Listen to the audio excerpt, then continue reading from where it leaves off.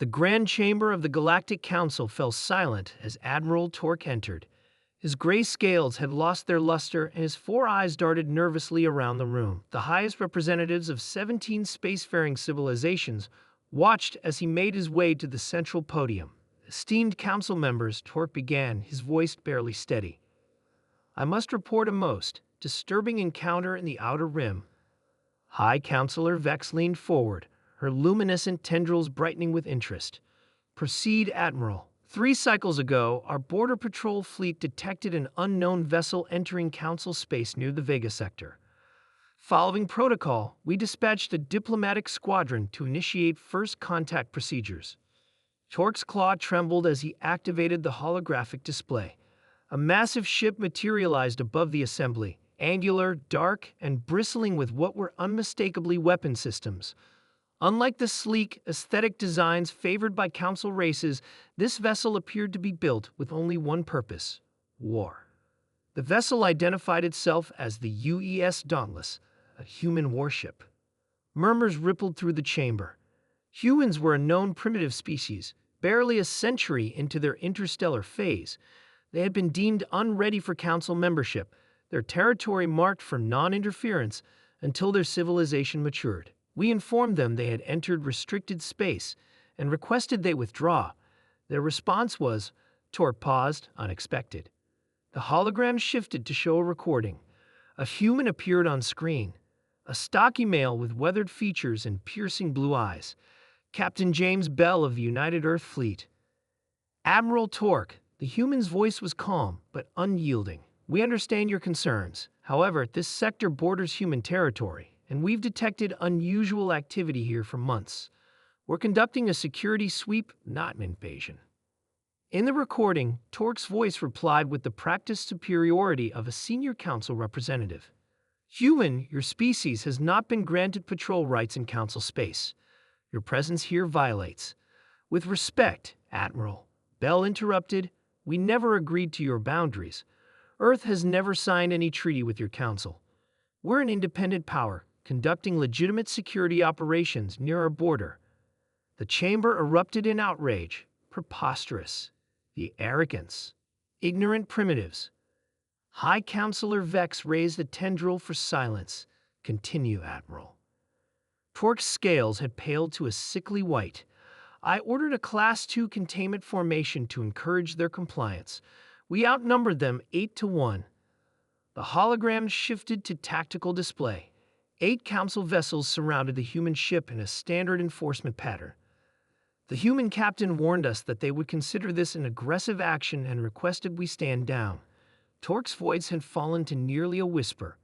And then, they disabled our entire squadron in under 2 minutes. The hologram showed the human vessel erupting into action, not with energy weapons as the Council races use, but with kinetic projectiles, missiles, and directed electromagnetic pulses. The Council ship's shields, designed to deflect energy attacks, prove useless against physical objects moving at relativistic speeds. No casualties, asked Vex. None.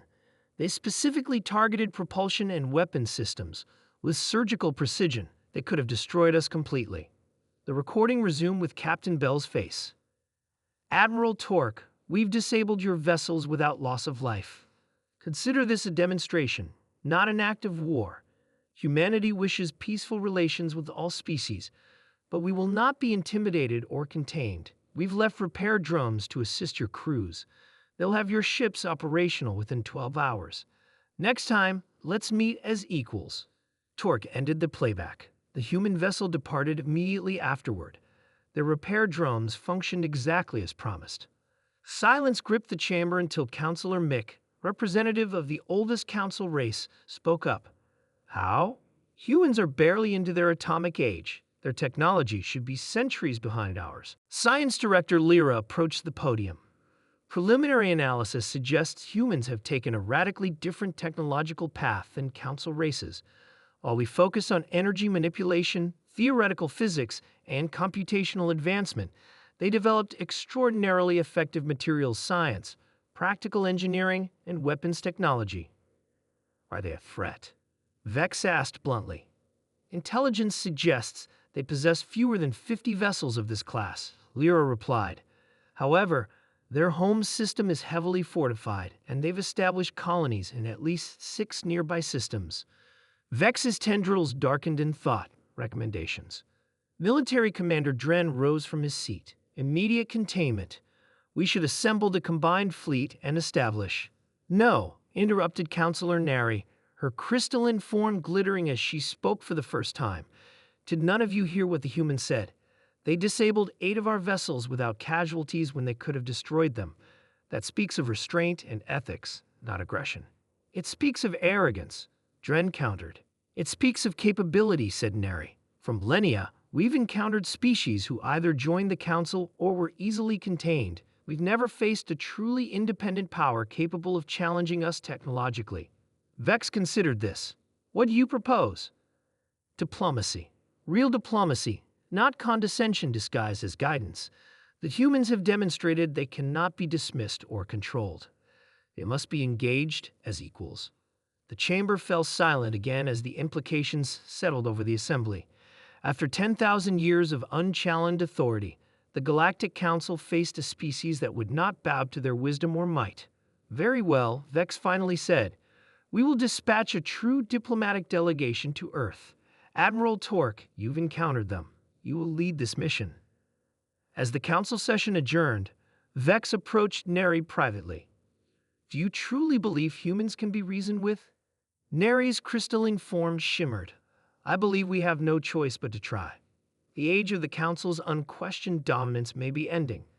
How we handle this first encounter could determine the course of galactic history for millennia to come. Out in the darkness of space, the UES Dauntless continued its patrol, a harbinger of humanity's unexpected arrival on the galactic stage.